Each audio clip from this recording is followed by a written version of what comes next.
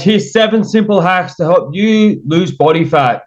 If you're sick and tired of looking into the mirror, feeling like crap, going, I don't know what to do, you keep making excuses on how you can't lose weight, here's some weight loss tips that can actually help you lose weight, make you feel more confident. And if you want to start seeing results, start today. Don't start next month. Don't start tomorrow. Start right now. Start learning about nutrition, training, and fitness. If you're sick of waking up, looking in the mirror and going, oh, I look like crap, I feel like crap, I don't know what to do, so I'm not going to bother about it. But you can always start learning. You got to start from somewhere, right? So just start and begin doing it, Here's some tips here, guys, that can definitely help you get the ball rolling, start helping you lose some weight, building some strength, building some muscle, and definitely help you lose the weight. Number 1, hydration. Have you ever been in a calorie deficit and felt hungry and just want to give up? I know I have, but 8 times out of 10, usually because you're dehydrated. I'd recommend increasing your water intake to a minimum of 1 gallon or 3.7 liters per day, as this will help you keep satiated and full. So water is definitely going to help you guys to stay satiated throughout the day. You can drink 400 or 500 mils of water before you eat a meal to fill up your stomach, so you'll eat less. Definitely helps with hydration as well to help you keep training. And, if you lose any sweat, that hydration in the body is going to be great for that. So number 2, guys, make sure you have enough sleep while you're dieting. You don't burn fat while you're training in the gym. You burn fat when you're recovering from your workouts. I'd recommend getting at least 7 to 9 hours of sleep to make sure that you're getting the most optimal recovery. So sleep's definitely going to help you guys. If you're not getting enough sleep, you're having 4 or 5 hours of sleep a night, that can definitely increase cortisol and ghrelin. That's the hunger hormone in the body that can spike, you binge eating and eating more to make up for that sleep deprived that you've given yourself. So making sure that we're getting at least a minimum of 7 hours up to 9 hours, guys. It's definitely going to be beneficial. It's definitely going to help you with the recovery, and it's going to help you lose the weight, because when you're sleeping, you can't be eating, right, at the end of the day. So think about that. Number 3, stop eating processed foods. If fast food and snacks is the majority of your diet, no wonder you're overweight and you have that huge belly.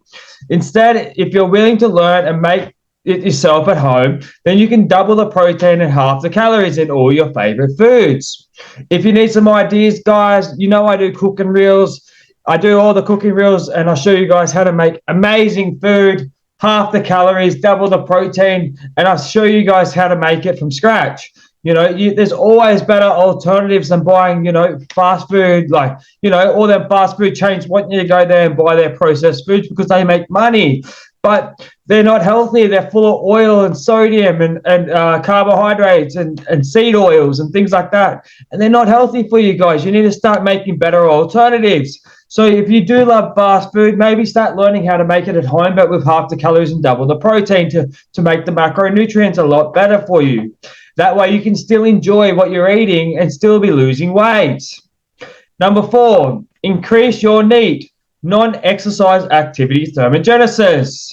Burns more calories without actually exercising. People ask me, how do you do that? You just need to move more. Examples, take the steps over the elevator, park further away from the shops. Get off the bus stop earlier. If you're getting a bus to work, you get off a stop earlier and walk the extra 15, 20 minutes to your destination. House cleaning, mowing the lawn, taking the dog for a walk. That's all NEAT. This can allow you to burn up to 300 to 600 calories extra per day without taking too much convenience out of your day. Do this each day and you will be able to eat more calories, as you'll be burning more calories through NEAT, non-exercise activity thermogenesis. So if you just do, if you want to walk around the shops, park further away, do a couple of extra 100 steps a day, you're going to burn more calories just through NEAT, and it's not taking too much convenience out of your day. So really good way to burn excess calories, so you can actually eat more, or you don't actually have to eat more. You can just lose more weight by being in more of a caloric deficit. All right, guys. Number 5, increase TEF, thermic defective feeding. Not all foods burn the same amount of calories through the digestion process. Different foods burn more than others. It takes much less energy to convert fat into body fat than it does for protein. Remember, not all calories we eat are stored as body fat, as it takes energy to digest.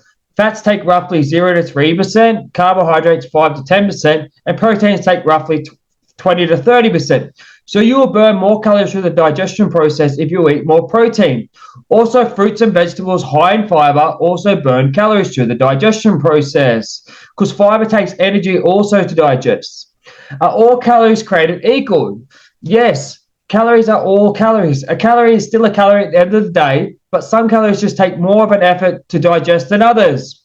So let's say, hypothetically, you eat 200 grams of protein, and that's 800 calories. Through the digestion process, you should burn between 160 to 240 calories just through the digestion process. So if you're eating 200 grams of protein a day, you will burn roughly 160 to 240 calories just through the digestion process alone. So you will burn more calories. Number 6, guys, high protein diet. So personally, I eat around 30 to 40 grams of protein per meal, spread out evenly around 4 to 5 meals per day, every 4 to 5 hours apart. Research shows you can activate muscle protein synthesis up to 4 to 5 times per day. This is needed to help with maximize muscle growth and recovery. Protein also has the higher thermic effect. So basically, protein is extremely important to maximize muscle growth and recovery, bone density, hormones. There's so many benefits to eating a high protein diet. Also, it's much more satiating than fats and carbs. And, protein's the king if you're trying to build muscle and you're trying to help with the recovery. So you need to make sure that you're getting at least how much protein? At least 1 gram per pound of lean body mass is optimal. But if you want to increase it up to 1 gram per pound of lean body mass, I'd recommend that too. So just say hypothetically you're 250 pounds and you want to be 230 pounds. I'd eat a minimum of 230 pounds all the way up to 260 in that range. I'd be keeping my protein quite high because it's satiating. It's going to help you with the recovery, guys, and it's going to help you with the maximized muscle growth. And it's also, every time you eat protein, you activate muscle protein synthesis, which is the building blocks to building muscle and strength. So you would activate it every 4 hours or so between having each meal, every 4 to 5 hours. I find that to be the most optimal. And that's what I do. And if you need some more information about that, drop me a DM, guys, or drop it in the comments down below. Number 7, track your calories. Tracking calories is the most optimal and accurate way to track your food intake. But studies show people are generally off around 20 to 30% when trying to track calories. So always try your best to stay in a slight caloric deficit of around 500 calories per day to lose the fat slowly and maintain the muscle. So tracking calories right. You can track how much food is coming in. It's a lot harder to track your calories coming out from your cardio, your NEAT, your thermic defective feeding, your diet, your BMR. It's a lot harder to track that. So if you track what you are eating, it's a lot easier to track what you're actually putting into your body, guys. So, you got to use kitchen scales. It is quite difficult if you don't know what to do. You got to use kitchen scales. You can use an app like MyFitnessPal to track everything and log everything. But always track food, guys, if you want to lose weight, because it's the most optimal way. If you don't want to track, and I get it, most people don't want to track calories because it is time consuming and it is a bit of a pain. So what I would recommend is doing like an 80-20. If you want to learn more about that, drop me a DM. It's basically just eating 80% whole foods and then 20%, healthy, unhealthy foods. Like you want to go out once a week, you want to have a cheat meal or something like that. You use that 20% to go out for a cheat meal, take the kids out for ice cream or something like that, But 80% of your diet's generally always healthy whole foods.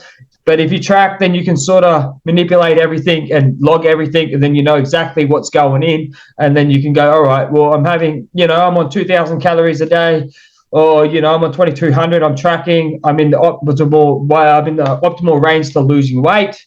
And if you find this information helpful, guys, I really appreciate you guys watching this. Drop me a like, drop me a follow, drop me a share. And if you need help with weight training, dieting, and nutrition, I've got a 28-day program that can definitely help you guys get on track, make you see things differently. And I'll show you with training videos, dieting videos. We got everything in there, how to build your own custom workout plan. And if you need help with that, guys, drop me a DM. Really appreciate your time, and peace, guys.